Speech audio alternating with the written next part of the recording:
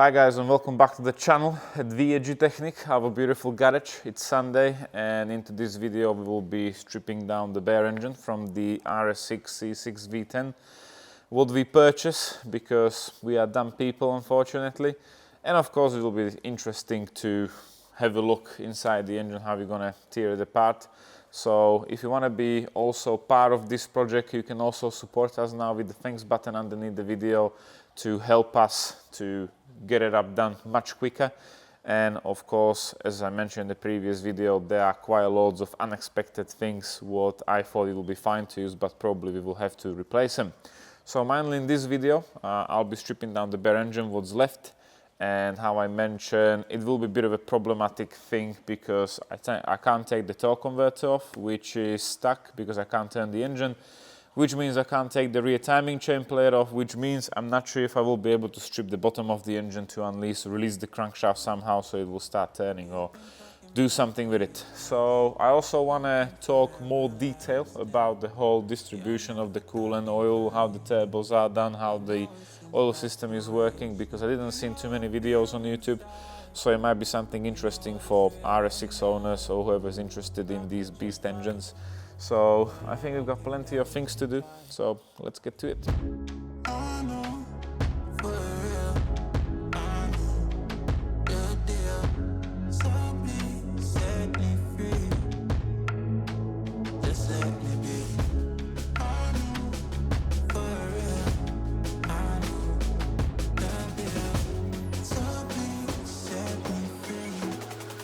Guys, I'm losing faith whoever put the engine back together, if it was actually even running afterwards, because everything is messed up. O-ring, cut, look, silicone again, everywhere, more silicone. Silicone is everywhere. The turbo is off, it wasn't that bad. I did have to look a few times here and there what to actually disconnect to take it off as best as possible in one piece. So you've seen all the piping, so basically the turbo have like a ventilation from the top and all the regulation comes with it.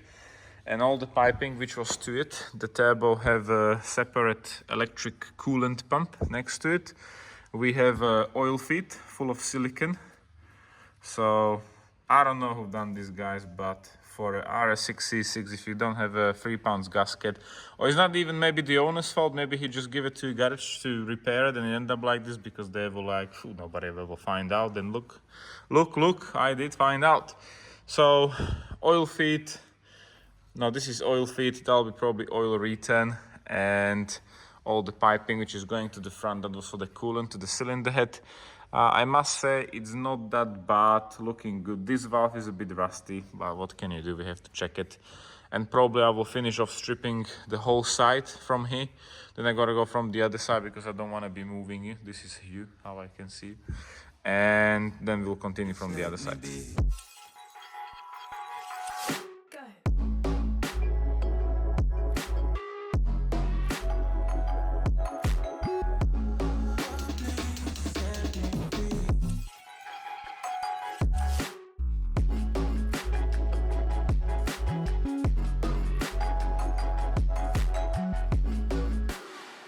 Just let me be.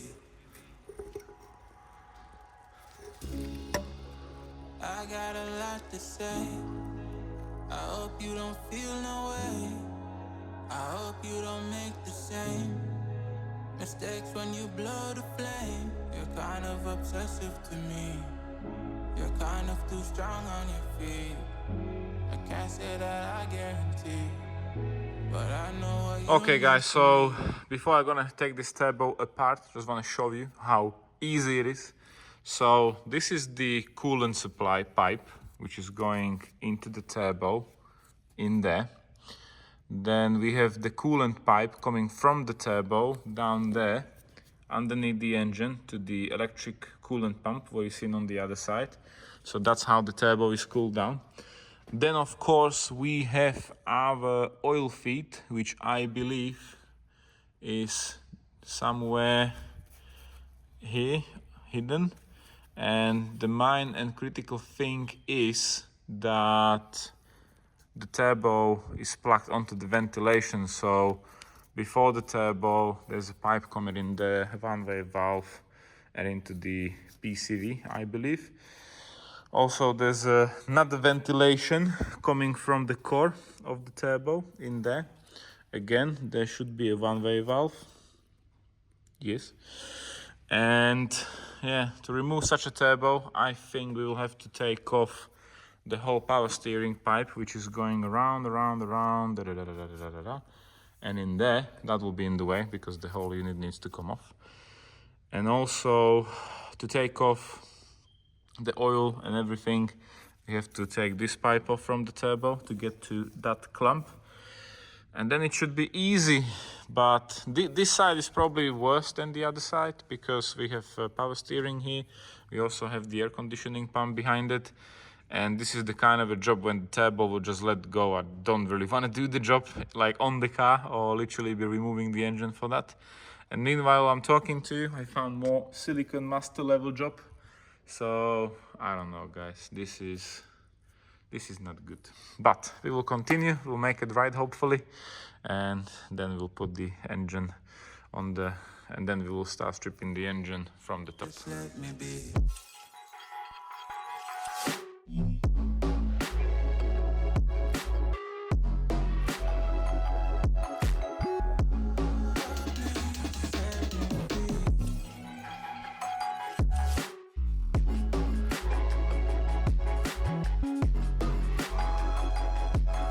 So here we're on the table. This is the turbo bank 2, cylinder 6 to 10. And it wasn't that bad, But we have to get the turbos ready because we will be sending them out at some point. Anyways, this casting silicone job is just continuously everywhere. You gotta be very careful when you're taking the cars because I don't know. I mean, this car definitely deserves better than have silicone everywhere. So my next step will be strip the turbo down because we're gonna send them to TT for upgrade. So I need all the pipings because that will be removed. The only pipe what I check on the picture should be this oil feed. Also, I did told you wrong information. This pipe from the cylinder head is not for coolant. This is for oil, which makes more sense actually. But on the other side, there was coolant coming out of there. Don't know why yet, but that's why I thought it's coolant. But how the coolant is sorted, with these two pipes for the coolant, one was going underneath to the electric pump where you seen, the other one was going to the block as a feed.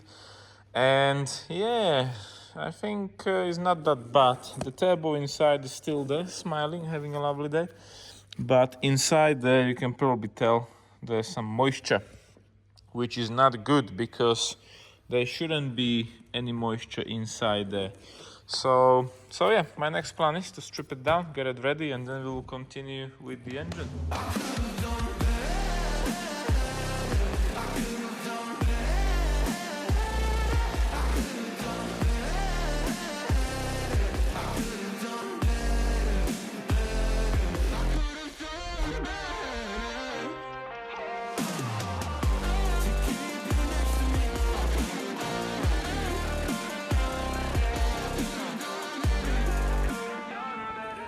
Okay guys, so the turbo is stripped down, actually bottom, everything is in nice back, so I know which goes where.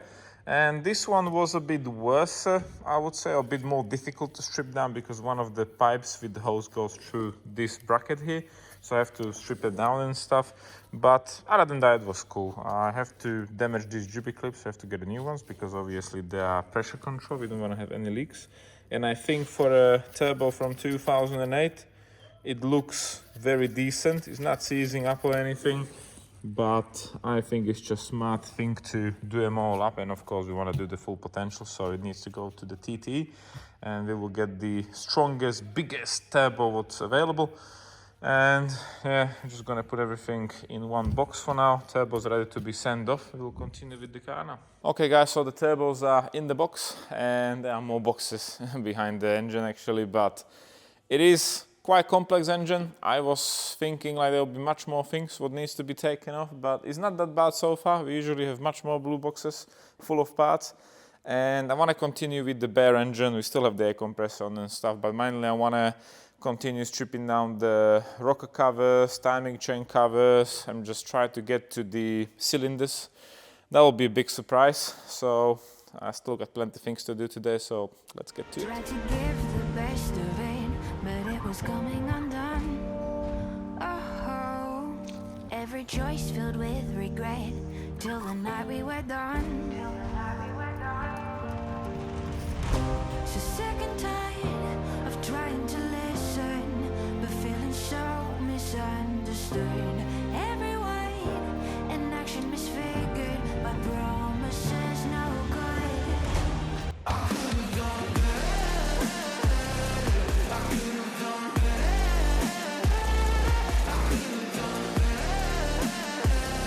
I could have done better. I could have done better. I could have done better. To keep you next to me, I could have done better. I could have done better. Oh, I know I could have done better. Oh, to keep you next to me. They say to blame it on the weather. Oh, hell no. I could have done better. Okay guys, so the carriers with the camshafts are off, and yeah, straight away you've seen the hydraulic lifters, both sides. They're just too soft, and I just can't wait when I'm gonna be doing the calculations what I need to order for this. That will be absolutely mental. And yeah, the biggest problem or concern is, like, even if I'm gonna get a second engine, is not really sorting out these things, like whatever is wear out as after what, 16 years.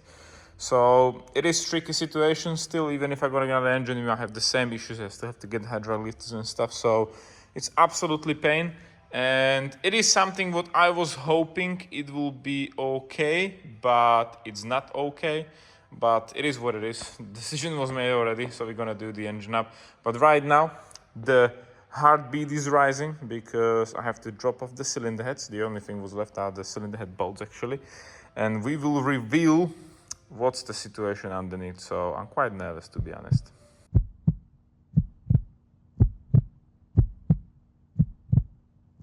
So the cylinder heads are off now, and I'm about to cry, literally. It's bad, it's really bad. I'm not sure why someone actually left the engine in that condition, but see for yourself. So this is sort of all right, just a bit of a standing water on top. This is already, that turns into dust. Yeah, the next door neighbor have some bad stuff on it. It's like oil with coolant, water, nobody knows. This one is probably the worst one. Yeah, but the bore definitely didn't like it, what happened there, and it's just not good. So I'm really hoping this is actually the main reason why the engine don't want to turn. This liner is definitely that. I can feel it with my finger that the grooves are like too much. But even, okay, one liner, fine, but I don't think that this will be all right. That will be dead. So I don't know.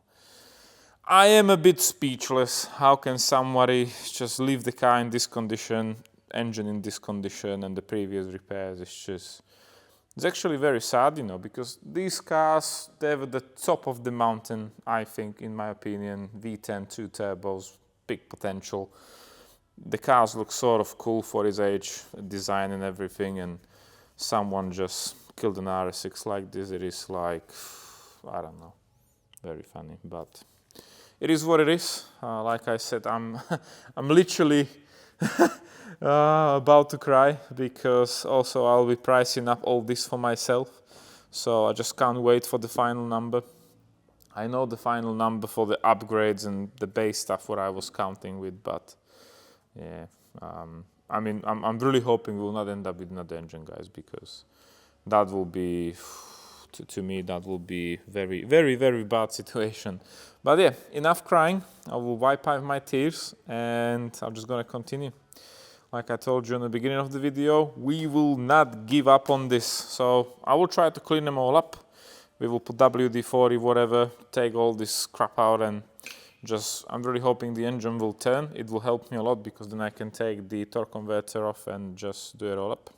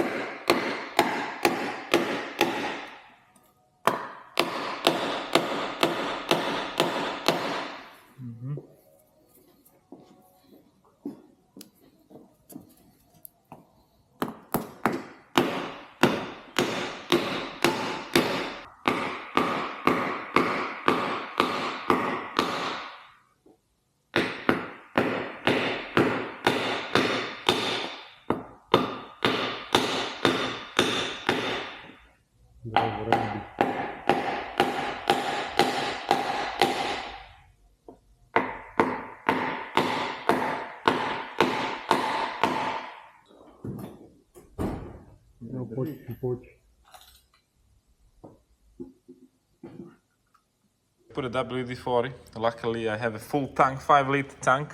It's doing the magic. It is disintegrating whatever is there, but not enough. We tried to use hammer with some timber and stuff, but it didn't move absolutely a millimeter. So the only thing what I'm suggesting right now is put it on the stand. We gotta turn the engine upside down. We will try to dismount whatever we can from underneath, and we have to lose every single conrod so the crank is only spinning, and then try to hammer it out or something, or worst comes to worst, we will leave it during the night. But it doesn't look good so far. No good news. In theory, in theory, I think that will be in real life. We can't put it on the holder because there's a torque converter. So the only thing what we can do is we're gonna take the oil filter housing off with the oil cooler. We will flip the engine upside down, and we just try to help the patient as much as we can. Maybe the patient will die today. You never know. But yeah, we don't have a table yet from a V10 block, so maybe table coming soon, I don't know. But so far I'm very skeptical that we will be able to take the pistons out and move it. So I don't know.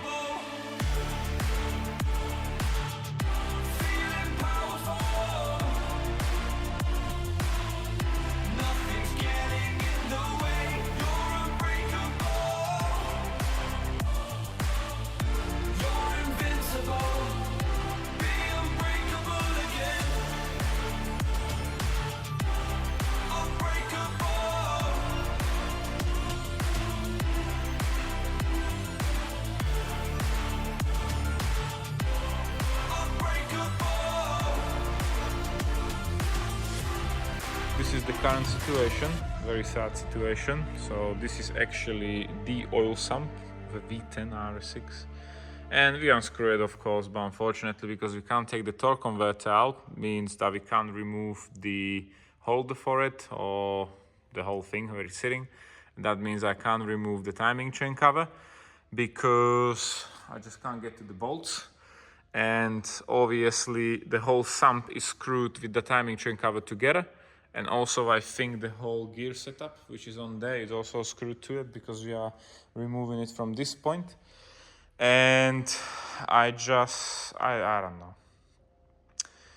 I don't want to damage the oil sump because this bit and that part number is 700-800 pounds second hand.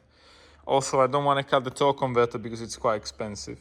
And from all that, the cheapest thing is this timing chain cover. So when I search this part number here, it's only 180 euros, which is not that bad, but I will have to cut it because I need to get to these bolts and I want to cut them like from there so we don't damage the torque converter. I can do these two, I can do these two, but I'm not able to do these two. So we have loads of tools that did try to put whatever in there, but it's so tight close to this holder for the oil filter housing that I don't think we will be able to do it. But we'll see. We have to give it a go somehow. But unfortunately, we have to be cutting stuff. I'm still hoping that the crankshaft is not damaged or anything, and we'll be able to do the liners in the block. It will be fine. Because I don't want to be buying another engine, to be completely honest. But we'll see. It is a headache. I knew it will come to the point there will be a problem, but I didn't thought it will be such a problem. Because so far, every car what we stripped down, I was able to turn the engine afterwards. Like we took the sump off, but because it's a dry sump, there's no sump. But it's just it's absolute pain. So So yeah, stay tuned. I'm gonna take the grinder out and we're gonna get to work. Nie wiem, co będziemy robić. Także, no. Idem pili do živého, vážení, držte mi palce.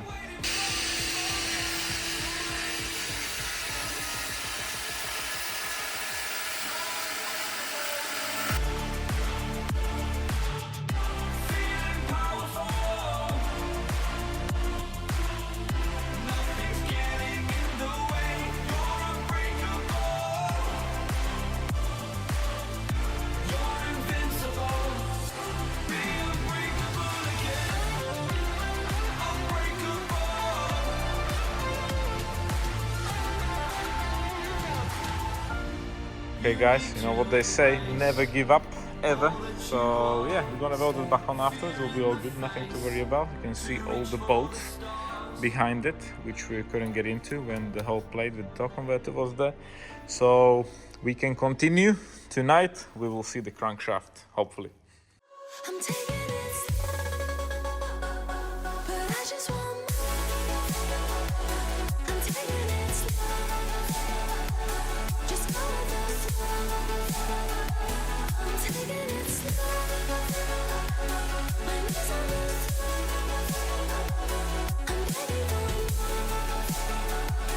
it's you I adore.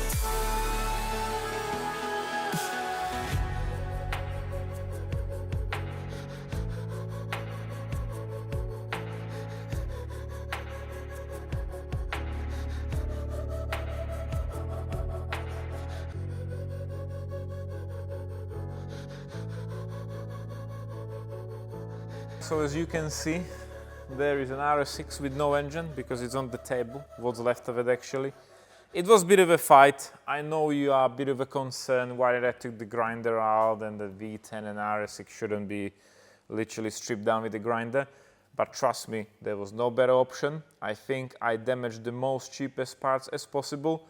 The torque converter is all good, there's nothing wrong with it. We just have to get basically the plate which is mounted onto the crank and to the torque converter, which was like 120 euros from eBay. So happy days, we stripped the engine down. However, we already know that this was actually an insurance job. Unfortunately for me, because we'll get to that later. But let's have a look what we stripped down.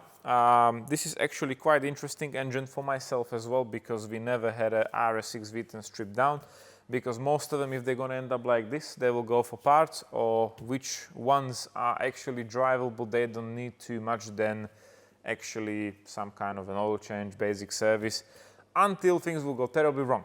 So I'm really hoping that this car actually really done 107,000 miles. We live in the UK, you never know when accidentally a mileage stopper was put on, but you know, it is what it is.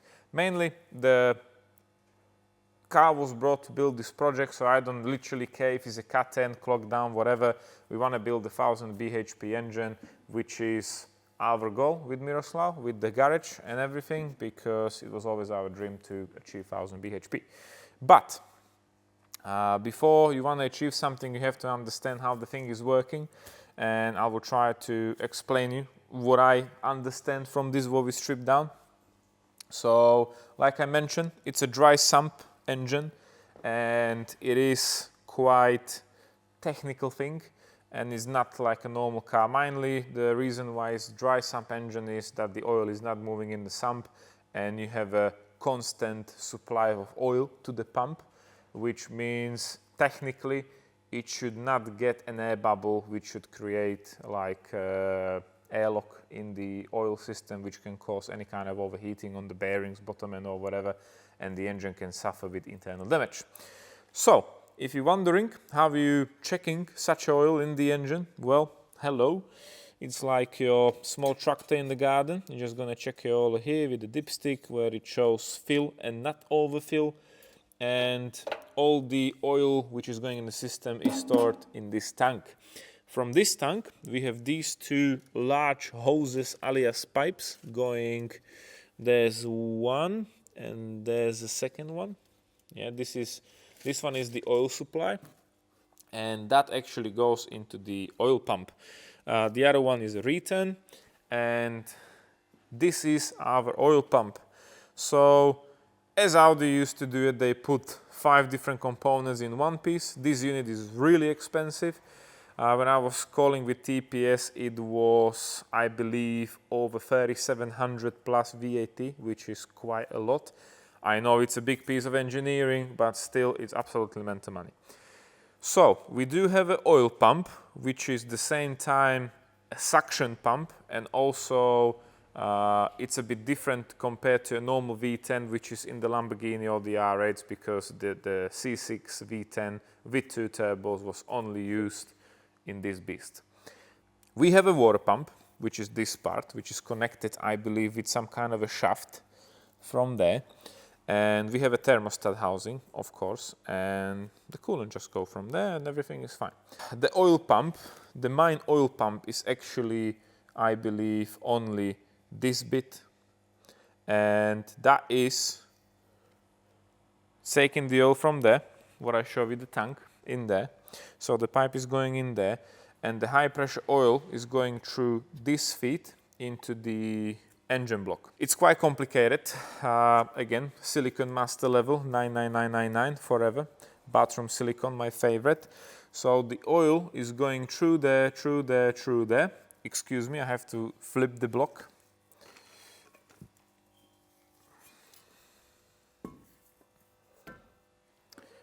And we have the main oil supply. We have the main oil supply in this corner. So of course one bottom plate is missing, yeah, but this is the main oil supply, which goes to the top of the engine block.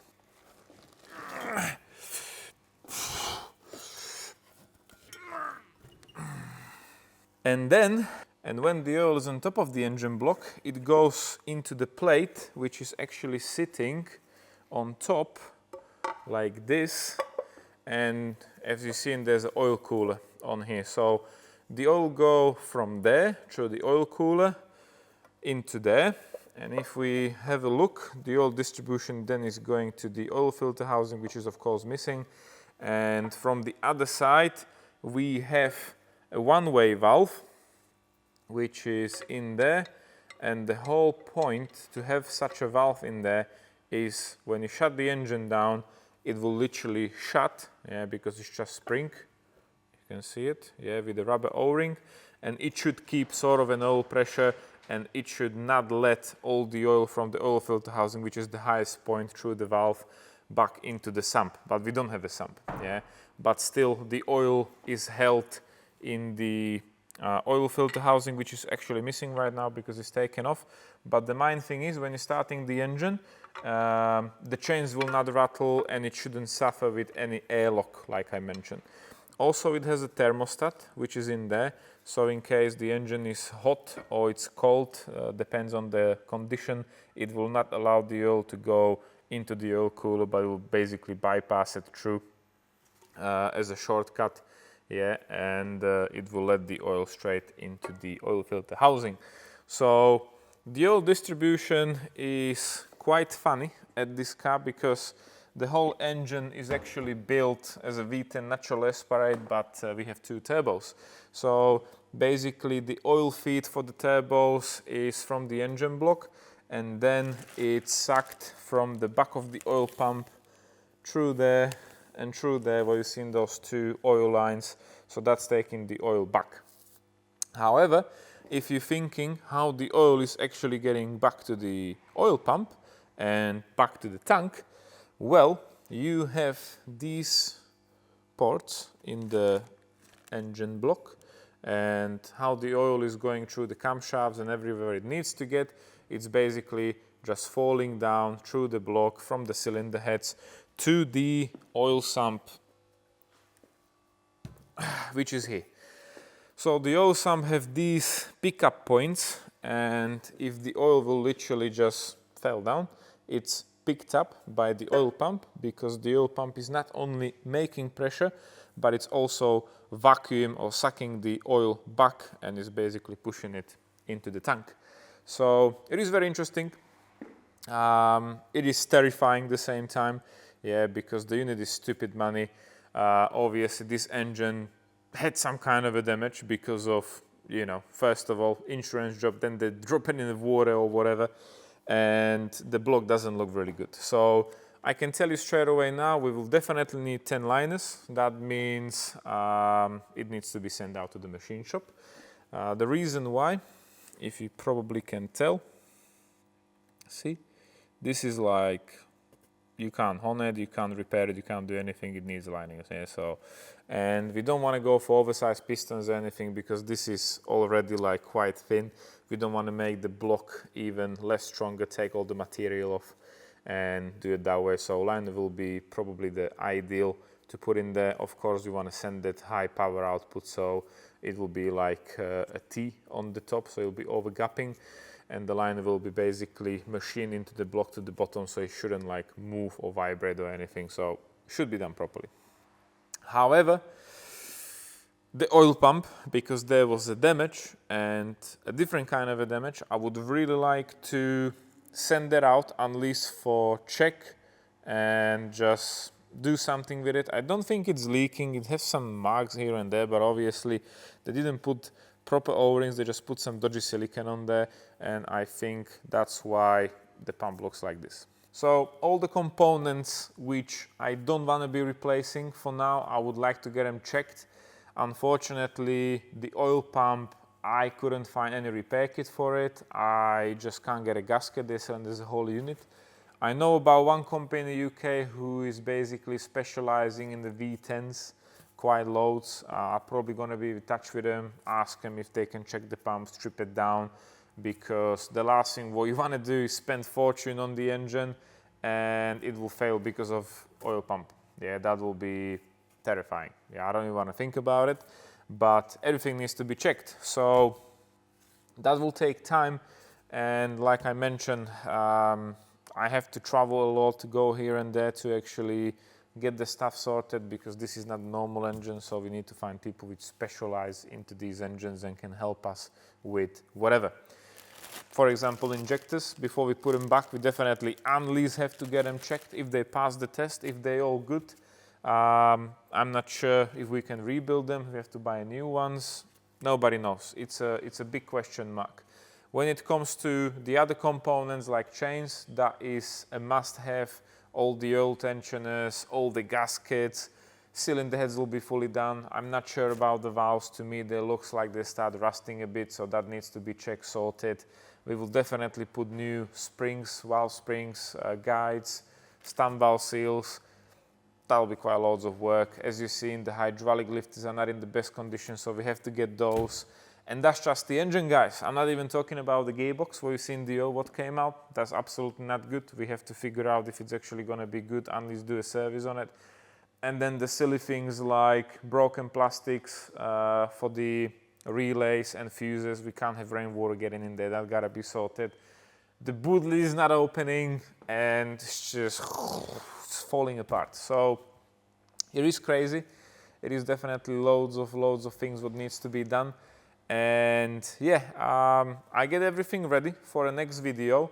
I will try to tell you in the next video why I think this was fraud, or somebody claimed it under insurance as a water damage, and it wasn't water damage. Definitely stay tuned, and like I said, we have to sort out many things. So in the next video, I want to be pricing up all the things. Obviously, I do also want to let you know if you want to support us with the thanks button, like how much money we actually receive, what we're going to use them for, and it will be interesting. It will be interesting. I didn't see too many people filming about the RS6 V10, so I'm really hoping it's a more interesting content for you guys as well, because there's not loads of them. And unfortunately, they are quite old dinosaurs, which are not modern anymore. It's not the popular platform to tune or have. And unfortunately, getting to the mileage and condition what you see on the table. So definitely thank you for watching, guys. I really hope you enjoyed the video. We will see you in the next one. Take care for now. See ya.